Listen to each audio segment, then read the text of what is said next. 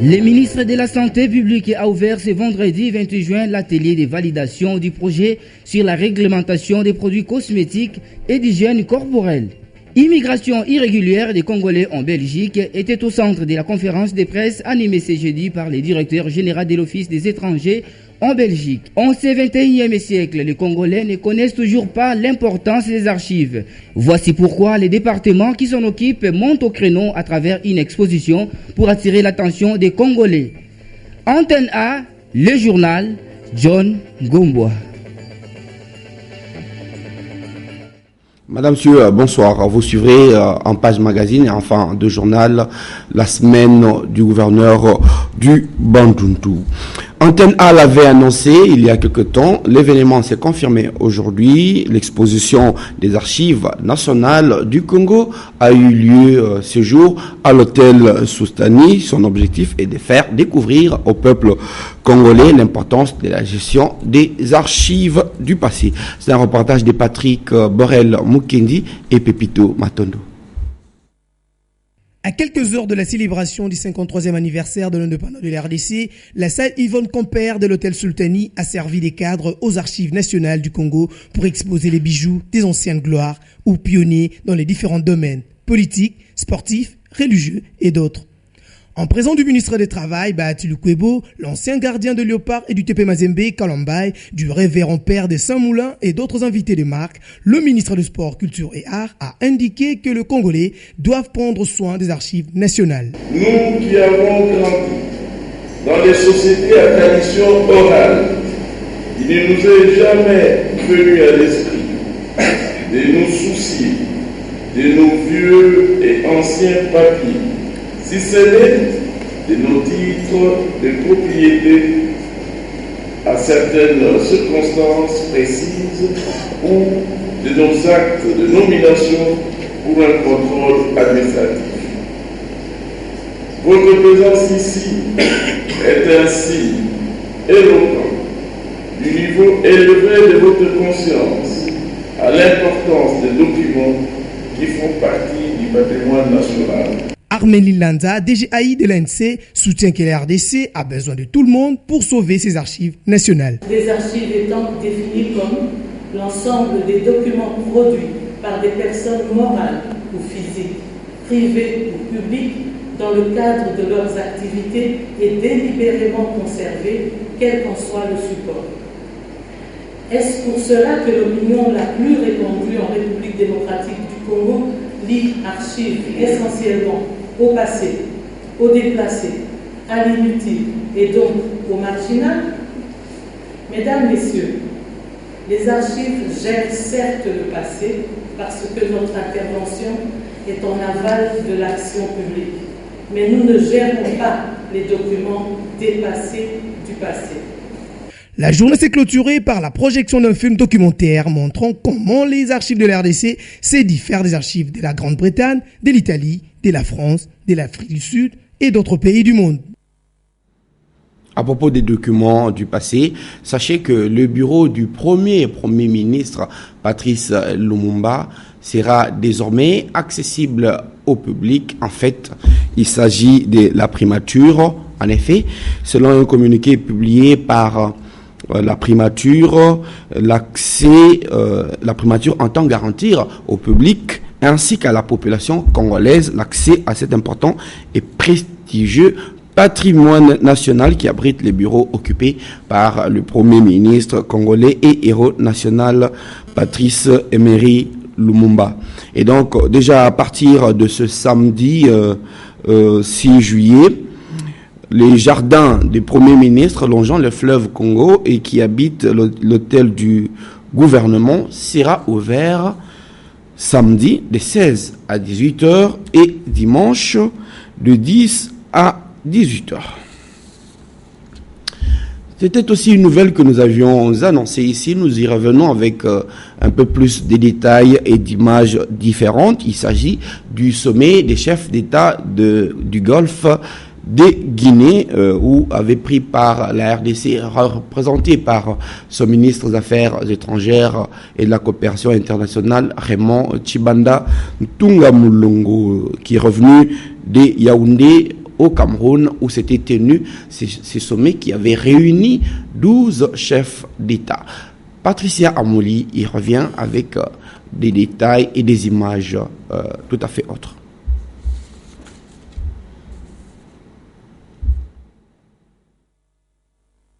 Arrivé à l'aéroport international de Yaoundé-Simalek le 23 juin dans la soirée, le chef de la diplomatie congolaise, Raymond Tshibanda, a été accueilli par son homologue Pierre Moukoko Monyo, ministre des Relations extérieures du Cameroun. Élaborer une stratégie régionale de sécurisation collective dans le golfe de Guinée était l'objet de ces sommets des chefs d'État et de gouvernement interrégional qui a réuni les États membres de la Communauté économique des États de l'Afrique centrale, CEACE, de la Communauté économique des États de l'Afrique australe, CEDEAO, et de la Commission du Golfe de Guinée, CGG, du 24 au 25 juin 2013. À l'ouverture du sommet au Palais de Congrès de Yaoundé, d'entrée des Jeux, les dirigeants de l'Afrique centrale et de l'Afrique de l'Ouest ont à l'unanimité souligné l'urgence d'une action concernée. Plusieurs décisions majeures ont été adoptées par le chef d'État et de gouvernement de 25 États. L'adoption du code de conduite relatif à la prévention et à la répression des actes de piraterie, de vol à main à l'encontre des navires et des activités maritimes illicites en Afrique de l'Ouest et du Centre. L'adoption du mémorandum d'entente entre la CEACE, la CEDEAO et la CGG sur la sûreté et la sécurité dans l'espace maritime de l'Afrique centrale et de l'Ouest, ainsi que l'adoption de la déclaration de Yaoundé sur la sûreté et la sécurité dans l'espace maritime commun qui a été signée par le chef d'État et de gouvernement. Il y a lieu de retenir de la déclaration de Yaoundé du 25 juin 2013 que le chef d'État et de gouvernement ont pris l'engagement de travailler ensemble pour assurer la promotion de la paix, la sécurité et la stabilité dans l'espace maritime de l'Afrique centrale et de l'Afrique de l'Ouest par la mobilisation de moyens opérationnels adéquats, tant institutionnels que logistiques. Il y a une dizaine de jours, nous vous annoncions le refoulement par l'aéroport international de Ndjili de Congolais résidant en Belgique ou demandeurs d'asile en Belgique. Hier, jeudi, le directeur général de l'Office des étrangers en Belgique est venu à Kinshasa. Question de parler avec le Congolais sur la demande de l'immigration en Belgique et l'immigration irrégulière dans cet État. Dieu merci, Nzob Mabiala et précieux Mangonzoy. Les risques de l'immigration clandestine, point sur la situation des Congolais immigrants de manière irrégulière en Belgique, c'est le thème sur lequel a penché Freddy Rouzemont, directeur général de l'Office des étrangers belges. Face à la presse, aux côtés du DGA de la Direction générale des migrations de la RDC, il a été démontré les dangers de l'immigration clandestine. À ce jour, près de 60 000 Congolais vivent en situation régulière en Belgique et seulement 5 000 Belges habitent le Congo-Kinshasa. Mais comment se fait la demande d'asile? Ce sont le nombre de demandes d'asile en mai introduits en Belgique et qu'on constate depuis quand même quelque chose qui n'a pas passé les dernières années, que la RDC est en tête du liste. La RDC dépasse l'Afghanistan, la Russie, le Kosovo, le Syrie, Guinée, tous des pays où il y a des problèmes manifestes et des problèmes réels. C'est ça qui nous inquiète. En plus, la tendance pour juin, le mois actuel, va donner la même chose. Tellement le mois n'est pas encore fini, les chiffres ne sont pas encore définitifs, mais là aussi, le RDC frôle la tête du liste. S'agissant de la présence massive des sujets chinois en RD Congo qui sont en situation irrégulière, le DGA de la DGM explique. Un Chinois qui est chez nous et qui remplit les conditions pour avoir le séjour, pourquoi nous lui refuser ce séjour? Puisqu'il est chez nous, il a rempli les conditions. Mais ce Chinois qui n'est pas en ordre de séjour, nous le reconduisons à la frontière. Notons par ailleurs que la RDC est en tête de liste des pays demandeurs d'asile pour la Belgique. En 2012, près de 1400 Congolais ont demandé asile et le DG de l'Office des étrangers belge estime que ce chiffre est trop élevé. Ce qu'il faudrait peut-être dire aussi que la RDC a été suffisamment exploitée par la Belgique. En ce moment-là, c'était pas du tout élevé. Il est porté à la connaissance du public en général, des employeurs et des travailleurs en particulier, que la journée du 30 juin 2013, jour férié légal en République démocratique du Congo, consacré à la célébration de l'anniversaire de l'indépendance, coïncide cette année avec un dimanche. Par conséquent, le congé irrélatif est reporté les jours précédents. À cet effet, la journée du samedi 29 juin 2013 est déclarée chômée et payée sur toute l'étendue du territoire national. Nous allons parler assurance avec la SONAS qui a indemnisé 72 victimes des cas de sinistres à l'espace jeudi sinistre délimité. C'est un reportage de Willy Kacha. Pour ce jeudi 27 juin 2013, 3 produits d'assurance ont fait l'objet de la paye de 72 dossiers sinistres à la 7e Limité. Il s'agit des assurances vie, incendie et automobile payées grâce à la contribution de 8 agences SONAS. Comme toujours, la paye de dossiers sinistres reste une priorité pour l'assureur national. Elle soulage tant soit peu les souffrances endurées par les victimes des cas de sinistres, comme le témoigne une victime. Je suis satisfait parce que je viens de toucher mon argent que la SONAS parce que j'avais connu un accident de ma voiture. Alors la SONAS devait me payer. Puis aujourd'hui c'est le sort de mon argent. Je viens de toucher ça. En tout cas je suis très content. C'était très bien passé. La SONAS, il n'y a pas vraiment de problème. Si tu as de l'argent ou tu as connu un accident, vraiment, on te donne de ton argent très bien. À Kinshasa, tout comme à l'arrière-pays, des efforts ne cessent d'être entrepris par le comité Aguito Amela pour pérenniser l'opération Jeudi Sinistre. Oui, effectivement, beaucoup plus de cas des sinistres sur la route. Effectivement, il y a peut-être des cas qui ne sont pas identifiés par la SONAS, tels que les accidents que peuvent provoquer les receveurs dans les taxis-bus qui restent accrochés aux portières. Et pourtant, cela est tout à fait interdit, malgré que la pratique est toujours en cours. Constat fait par Fallon Faye et Duzen Belebele. Le receveur des taxis-bus à Kinshasa cède pour la plupart leur place aux passagers dans le véhicule pour ne pas faire une perte d'argent. Ils préfèrent cependant grimper sur les portières au risque de leur vie. Ici sur la place Victoire, ces cas est fréquent et indigne même les chauffeurs des taxis et de passants qui sollicitent de l'autorité urbaine des sanctions à l'endroit de ces receveurs. Le receveur n'est pas au-dessus de la loi. Si le gouvernement a édicté quelque chose, c'est cela qui doit être suivi.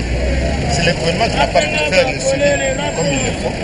C'est le gouvernement qui doit sanctionner. Parce que l'extérieur ne peut pas être, s'il se voit non sanctionné, quel serait son comportement? Il y a l'absence. Vous savez, quand on parle de l'absence de l'État chez nous, c'est même pour des petites choses que les gens voudraient voir que ces petites choses-là changent et qui ne changent pas. Il y a certains accidents que nous connaissons dans cette ville qui sont dus au fait parce que les chauffeurs actuellement ne sont pas les seuls à être conducteurs. Il y a un co-chauffeur qui est le receveur, quota. Ça là, quota. Ça peut aboutir à un accident, mais les gens n'analysent pas ça. C'est le gouvernement qui doit en fait sanctionner cela. Une campagne de sensibilisation s'impose contre cette pratique qui doit être suivie de graves sanctions. Le procès sur l'affaire auditeur militaire contre Denis Lessi et consorts accusé d'escroquerie poursuit son bonhomme des chemins à la prison militaire de Ndolo par la cour militaire de Kinshasa. Jeudi, la cour a mis en confrontation les prévenus Denis Lessi et la partie civile, le pasteur Jean-Baptiste Ntawa. Sylvain Kapombo pour le reportage. L'audience du tribunal militaire des garnisons de Kinshasa-Gombe le jeudi 27 juin 2013 à la prison militaire d'Indolo a été consacrée à la confrontation entre les prévenus Denis Lessi et la partie civile Jean-Baptiste Ntawa sur la cession du véhicule 4x4 de marque Hyundai. Pour le prévenu Lessi, il a reçu ces véhicules de M. Ntawa à titre de don lorsqu'il revenait des soins médicaux en Afrique du Sud. De son côté, M. Ntawa dit lui avoir remis pour vendre et acheter un autre véhicule de marque Amer. Le nouvel acquéreur, M. Drolia, sujet canadien qui s'est également constitué partie civile, a été entendu par le tribunal militaire de garnison de Kinshasa-Gombe, présidé par le lieutenant-colonel magistrat Sangwa Lumbu. Par ailleurs, cette juridiction militaire a aussi fait découvrir devant l'assistance les différents messages qu'avait envoyés les prévenus Lessi au ministre honoraire Ntawa, question de jaillir la lumière à ce sujet. Après débat et échange, l'audience prochaine a été renvoyée au jeudi 4 juillet 2013. On va parler politique. Les forces acquises au changement opposition ont tenu ce jeudi leur point de presse au cours duquel elles ont réagi face au nouvel ouvrage rédigé par Évariste Boshab, plutôt professeur à l'université de Kinshasa. Il y a de cela 2 semaines, l'auteur aurait déjà préparé, selon les membres des facs opposition, l'auteur aurait déjà préparé les esprits des Congolais pour la révision de la Constitution. Africa Mujinga et Sylvain Kapombo. Entre la révision constitutionnelle et l'inanition de la nation, c'est intitulé du nouvel ouvrage du professeur Évariste Boshab, publié récemment, a fait débat autour de la plateforme Les forces acquises au changement opposition. Pour elle, cette publication intervenue en cette période vise un objectif précis. Le déverrouillage des articles verrouillés de la Constitution du 18 février 2006, tel que modifié et complété à ce jour spécialement en son article 220 qui fixe à 5 ans la durée du mandat au poste de président de la République et limite à 2 le nombre de mandats abrigués à ce poste. Aussi, les facs opposition ont estimé que cette œuvre de l'esprit du secrétaire général du PPRD reflèterait l'honnêteté si elle s'intitula comme suite. Plaidoyer pour le rétablissement du parti-État ou encore symphonie constitutionnelle pour une pensée unique. À la question de savoir si les facs opposition participeront au conclave de l'opposition, son modérateur répond. Oui, les facs opposition iront au conclave de l'opposition pour donner sa contribution à la résolution de la crise sécuritaire récurrente qui sévit à l'est de notre pays depuis une vingtaine d'années, à la création d'une véritable armée républicaine, de la police et des services de sécurité apolitiques. La prochaine rencontre avec la presse aura lieu dans les jours à venir. Il est grand temps de réglementer l'usage des cosmétiques en République démocratique du Congo. C'est ce qui justifie l'atelier ouvert aujourd'hui par le ministre de la Santé qui devrait s'y solder par un projet d'arrêté à ce sujet. Patricia Bassois et Damien Maungu. Selon les études menées par l'Institut national de recherche et sécurité en sigle INRS en France, il est démontré que certains excipients, notamment les produits cosmétiques, causent des problèmes de dermatose. Au Congo, le marché étant envahi par des produits cosmétiques d'origine et des qualités douteuses, met en danger la population friande de ces produits cosmétiques particulièrement éclaircissants.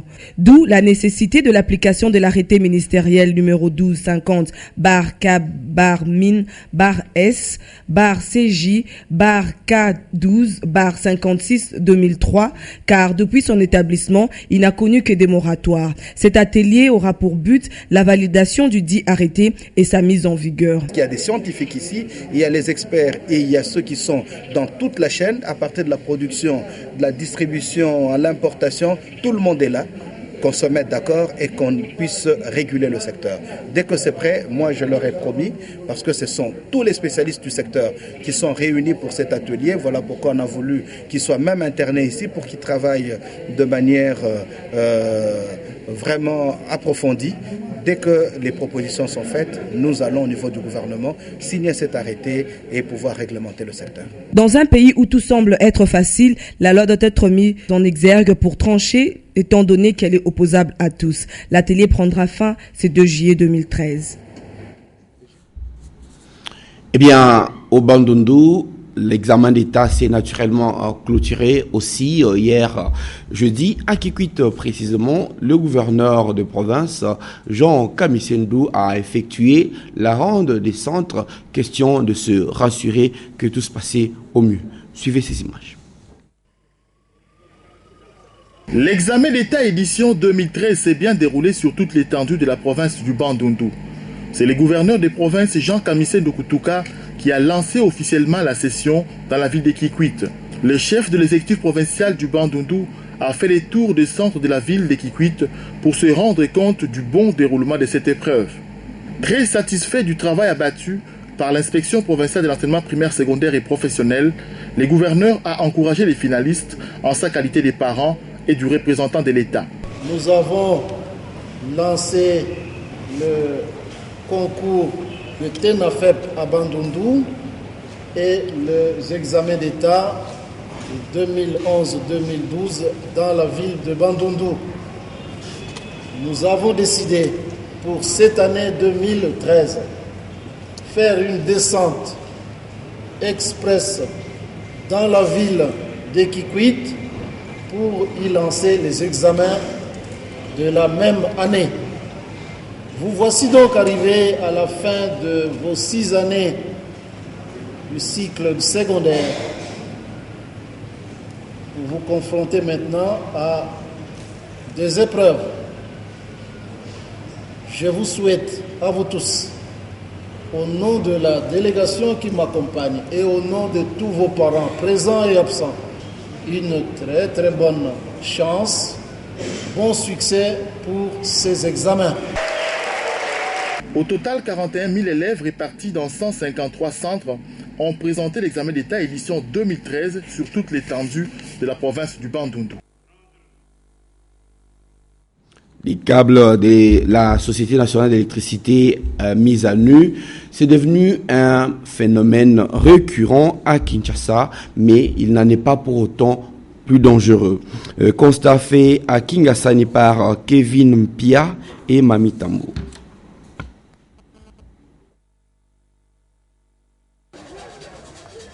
Un danger permanent guette depuis un certain temps les habitants du quartier Kingasani dans la commune de Kimbanseke. Il s'agit en effet des câbles dénudés de la SNEL qui lâchent en cours de journée des étincelles de feu au vu et au su des autorités de cette commune dont le bâtiment se trouve être voisin de ces désagréments. Pour la première fois, les potentielles victimes de ces dangers tentent de réveiller l'attention de la Société nationale d'électricité. Ça brûle, on jette la terre. Et ça se coupe également. Il y a le ministre de tutelle pour la SNEL et il y a un comité pour la SNEL. Et ça, ce sont des travailleurs qu'on trouve ici par là qui viennent faire le désordre qui s'appelle le comité. L'autorité nous arrange la situation technique telle que le courant peut être un peu partout. C'est tout ce que nous voulons, qu'on nous arrange techniquement, même si on nous oublie à autre chose, mais pour le courant, qu'on nous arrange. Que de cris d'alarme dans tous les coins de la capitale au sujet de câbles dénudés de la SNEL. La population, elle, ne sait à quel sens s'y vouer, si ce n'est de recommander son sort à Dieu le Père. À propos, la SNEL, département des distributions de Kinshasa, informe ses abonnés de Kinshasa que les prévisions météorologiques signalent une forte diminution du débit des eaux du fleuve Congo pendant la saison sèche en cours du 30 juin au 31 août. Suite à cette diminution, quelques machines seront mises à l'arrêt. Ainsi, suite à l'insuffisance de la production d'énergie qui sera observée pendant la période suscitée à la centrale d'Inga, une politique sélective de fourniture de l'énergie électrique sera de mise. La SNEL invite donc tous les usagers de l'énergie électrique à observer le comportement ci-après, éteindre les lampes pendant la journée et n'utiliser que les lampes économiques, n'utiliser les fours à pain, postes à souder, moulins, moteurs moteurs électriques, boulangerie que pendant les heures creuses, n'est pas utilisé. En même temps, les cuisinières réchauffent, fer à repasser et chauffe-eau. Voilà. Je vous propose maintenant de suivre la revue de presse dans une sélection et commentaire de Polydor Ngaziami.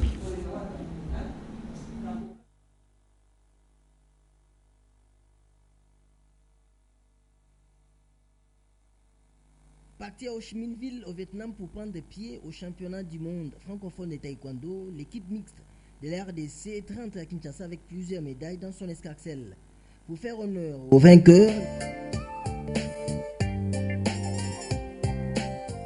la principale nouvelle qui domine l'actualité abordée par les parutions de ce vendredi, c'est la convocation par le chef de l'État Joseph Kabila des concertations nationales tant attendues. Par ordonnance présidentielle promulguée hier jeudi 27 juin 2013 et lue à la RTNC, écrit le vrai modérateur, il vient de mettre fin aux supputations autour de l'organisation et de la tenue de ces assises. La seule inquiétude à présent concerne la participation de l'UDPS, estime l'hebdomadaire. À en croire, cette ordonnance indique de son côté la prospérité qui revient sur les mêmes concertations. Ces dernières seront coordonnées par un présidium qui sera dirigé à tour de rôle par les présidents des deux chambres du Parlement, Kengo Adondo et Aubin Minakou. Pour Forum des As qui considère cette ordonnance présidentielle comme un cadeau de Kabila aux Congolais à l'occasion du 30 juin, il ne s'agira ni de la conférence nationale souveraine, ni de Sun City bis, comme le souhaitent certains opposants. La cloche revient sur la remise et reprise d'hier entre l'ancienne et la nouvelle équipe de la CNI. Pour les tri-hebdomadaires, les carottes ont été cuites et Malou Malou reprend le bâton de commandement de l'institution citoyenne qu'il maîtrise déjà très bien. Mais le calotin de Benboutembo retrouve sur son chemin des scrutins inachevés qu'il avait laissés à son prédécesseur. Pour les observateurs de la scène politique congolaise, le défi majeur qu'il a relevé demeure l'amélioration du processus électoral et surtout la crédibilisation des élections sur l'ensemble de tous les territoires nationaux. Pour le climat tempéré, la honteuse parenthèse Mulunda est fermée après avoir résisté avec l'énergie du désespoir, conditionnant la remise-reprise au paiement illico presto des faramineuses indemnités de sortie. Quant à la manchette, il se demande s'il faut vraiment faire foi à la promesse de Malou Malou d'une CENI impartiale et véritablement indépendante, ce que les méchantes langues qualifient de promesse d'ivrogne. Nonobstant tout ce qui peut être émis comme opinion, fait savoir l'observateur, le nouveau président de la CENI a déjà fait part de ses priorités. Définir les grandes lignes de son action avec comme l'un des principaux axes l'élaboration rapide d'un calendrier électoral. Autre sujet d'actualité abordé par le journal ce vendredi, c'est la construction d'une aérogare modulaire à l'aéroport international de Njili. Je vous propose maintenant de suivre ce qu'a été la semaine du gouverneur du Bandundu dans cette page magazine.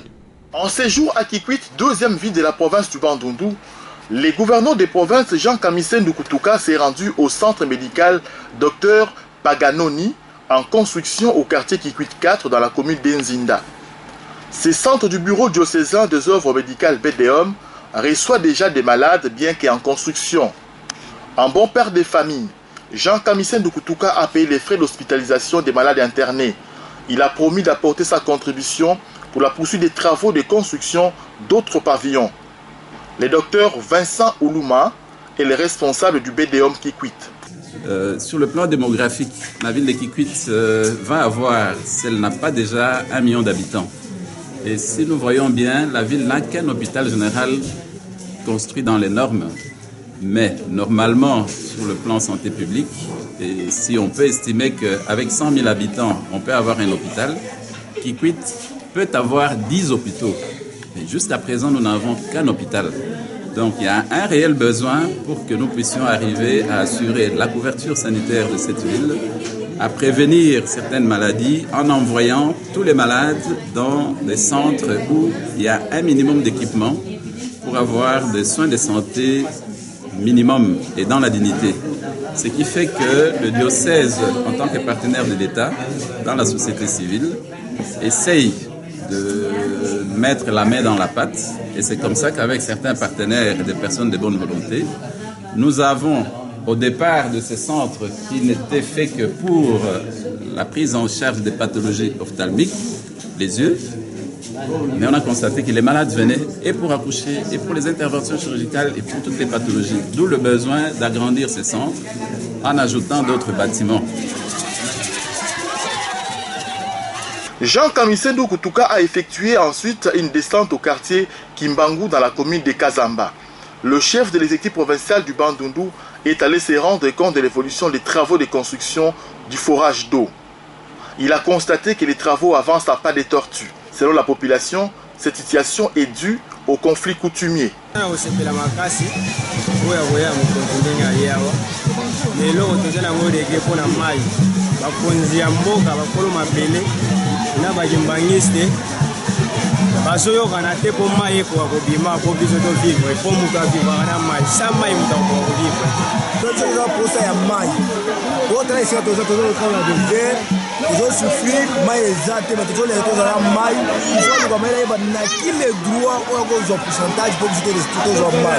Dans la même municipalité, le gouverneur de la province du Bandundu s'est rendu au centre pour handicapés physiques. Ces centres forment des personnes vivant avec handicap en menuiserie, cordonnerie et la coupe-couture. Le numéro 1 de la province du Bandundu a remis un chèque au directeur du dit centre pour permettre d'améliorer la qualité des services. Partout où il est passé, Jean Kamisendo a reçu un accueil digne de son rang. À Mikwi, localité située à 180 km de Kikwit dans le territoire de Bulungu, le gouverneur de la province du Bandundu a inauguré la société des plantations du Congo Soplaco. Œuvre du ministre honoraire et député élu de la circonscription électorale de Bulungu, Olivier Kamitatu. Abandonnée depuis plusieurs années, la société de plantation du Congo Soplaco vient de retrouver son souffle, a reconnu Jean Kamisendo Kutuka. La présence du gouvernement provincial à cette cérémonie aux côtés de l'honorable Olivier Kamitatu, initiateur du projet, témoigne de la détermination de la province à donner une nouvelle impulsion à ce secteur, à encourager l'initiative privée et à transformer en acte la révolution de la modernité telle qu'initiée par le chef de l'État. De retour à Kikwit, le gouverneur de la province du Bandundu a accueilli pour la première fois les premiers tours cyclistes de l'unité de la République démocratique du Congo.